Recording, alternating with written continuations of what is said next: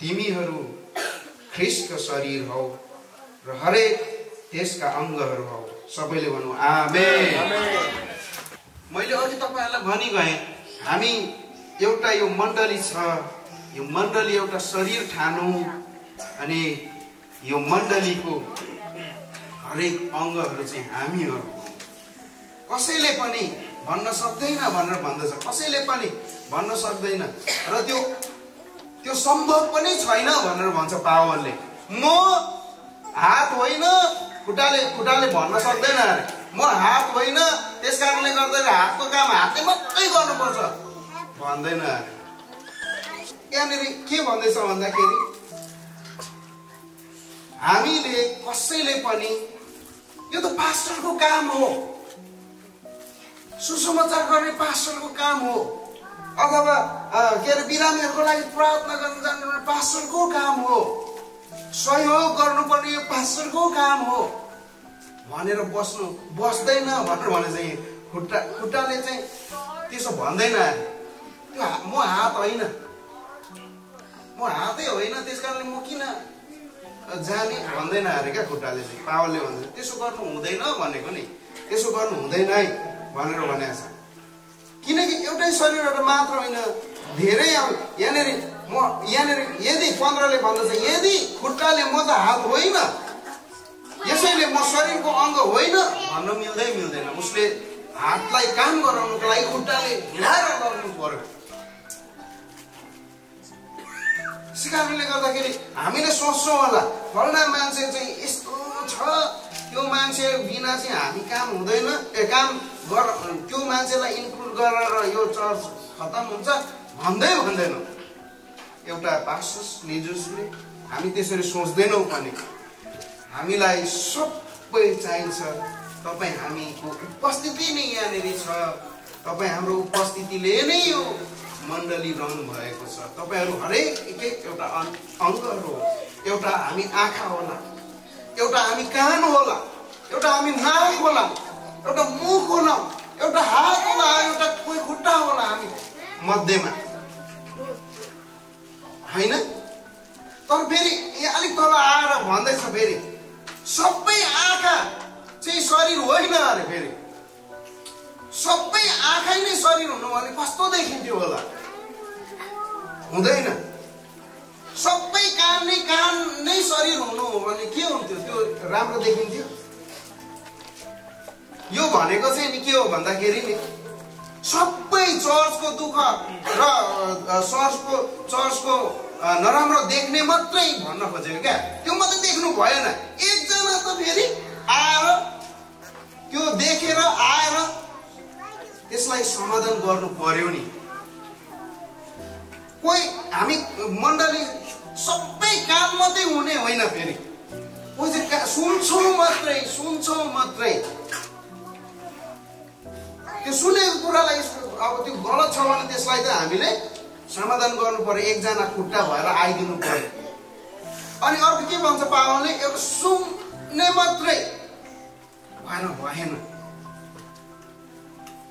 UNC मण्डलीले एकदम राम्रो अङ्गहरू पाएको छ र जुन ठाउँमा जुन अङ्गहरूले जुन काम गर्नुपर्ने हो त्यो एकदम राम्रोसँगले भइरहेको छ र त हामी खुसी छौँ।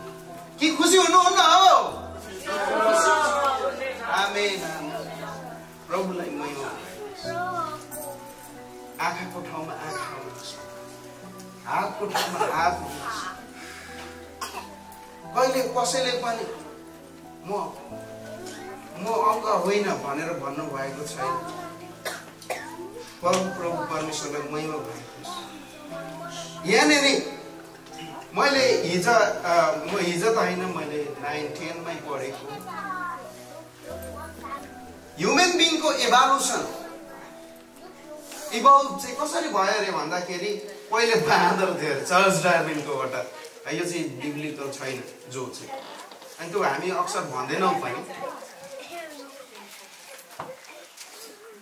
पहिले मान्छेको पनि पुच्छर थियो अरे। पत्याउनुहुन्छ कि हुन्न? कतिजनाले पढ्नु भएको होला तपाईँले। ह्युमन बिङको पनि पुच्छर थियो अरे।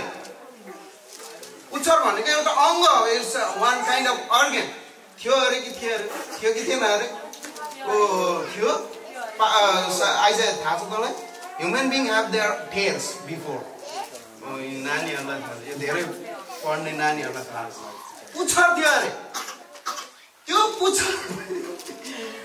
पुच्छरले चाहिँ करोडौं वर्षसम्म कामै गरेन अरे क्या त्यो पुच्छरले केही कामै गरेन अरे अनि त्यो पुच्छरलाई काम नलगाएको कारणले गर्दाखेरि त्यो पुच्छर चाहिँ बिस्तारै बिस्तारै बिस्तारै हुँदै हराएर गयो भन्छ अङ्गहरू हराएर गयो भन्छ पुच्छर हराएर गएको अरे यसको मतलब चाहिँ के हो भन्दाखेरि यदि हामी मण्डलीको अङ्ग हौ तर ठिक काम लाग्नुपर्ने ठाउँमा काम लागेन भने आफै हराउँदो रहेछ आफै हराउँछ अनि अर्को विफल मैले सुनेको डाक्टरको एक्सपिरियन्सबाट अनि उनीहरूले भन्छ यदि यहाँ गाड किन निस्किन्छ यत्रो गाड यता यत्रो फोम्बोला यता यस्तो ट्युमरहरू किन निस्किन्छ भनेर उसलाई सोद्धाखेरि के भन्थ्यो अरे अन्त के भन्छ भन्दा उनीहरूले हाम्रो शरीरले जति पनि प्रोटिनहरूलाई क्यालोरीहरूलाई जलाउनु पर्ने हो चलाएर हात चल्नु पर्नेमा टाउको चल्नु पर्नेमा खुट्टाहरू चल्नु पर्नेमा त्यो पर्याप्त मात्रामा नचलाएको कारणले गर्दाखेरि त्यो प्रोटिनहरू त्यो क्यालोरीहरू चाहिँ सुई घुम्दै गाड ब्लाड निस्किन्छ सुई घुम्दै यहाँनिर भोक आउँछ तपाईँलाई थाहा छ कि छैन त्यो गानहरू त्यो गलगानहरूलाई चिर्दाखेरि त्यो बोसोहरू निस्किन्छ प्रोटिन त्यो घुम्दै यहाँनिर आउँछ यहाँ कस्तो राम्रो देखिन्छ तपाईँ र मेरो चाहिँ शरीरमा यत्रो गाँठो आउँदाखेरि कस्तो देखिन्छ राम्रो पार्छ तारा यत्रो यहाँनिर यत्रो फोम्बोला यता फोम्बोला होइन यहाँ अस्ति मेरो यहाँ आइरहेको थियो क्या 2-4 वर्षसम्म बुढीले कमायो आमा हेर्दै बसे घरमा यहाँ त यत्रो पो होइन मसाज गर्दा अहिले हरायो त्यो बोसो त्यो एक ठाउँ जमिन्छ त्यो पनि राम्रो होइन रहेछ हेर्नुहोस् त हामीले जुन अङ्गलाई हामी भयङ्करसँगले चल्नु पर्छ त्यो अङ्ग नचलेको कारणले गर्दाखेरि हामी विरूप हुँदो रहेछ हामी विरूप हुन्छ कुरूप हुन्छ शरीर कति नराम्रो देखिन्छ यतै फोका निस्क्यो भने राम्रो देखिन्छ त्यस कारणले गर्दाखेरि यो साइन्टिफिक रिजनले पनि राम्रो छैन हामी अङ्ग हौँ भने सही समयमा चल्नुपर्छ सही समयमा हामी चल्लिनु पर्छ अनि मात्रै त्यो शरीर मजबुत हुन्छ त्यो शरीर दर्रो हुन्छ परमप्रभु परमेश्वरलाई महिमा भएको होस् र यहाँनिर भन्दछ परमप्रभु परमेश्वरले त्यही भएर है परमेश्वरले आफ्नो इच्छा बमोजिम शरीरमा हरेक अङ्ग मिलाएर राखिदिनु भएको छ त्यसकारणले हामी सबै एक ठाउँमा ठाउँमा छौँ तपाईँले नसोच्नुहोस् होइन म त चर्चको मलाई त कसैले वास्ता गरेन मलाई गनेन मलाई भनेन भनेर तपाईँहरूले आफैलाई ल म के काममा लाग्ने अङ्ग रहेछ भनेर कहिले नसोच्नुहोस् युएनसिए मण्डलीले हरेकलाई तपाईँलाई महत्त्वको ठान्दछ you are must important pastor भन्दा पनि बढी इम्पोर्टेन्ट तपाईँ हो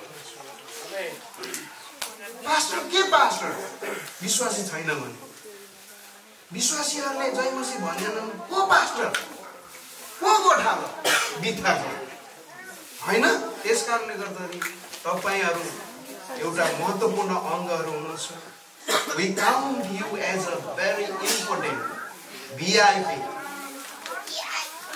of this church not only bigger person small children also you are VIP for church you guys are very important person of this church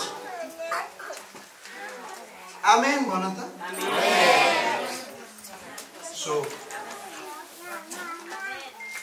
परमेश्वरलाई महिमा भएको होस्। हामी हरेक एउटा अङ्ग हौँ, शरीरको अझ दुर्बल देखिने अङ्गहरू नै नहुने हुन्छन् भनेर पावलले भन्दछ।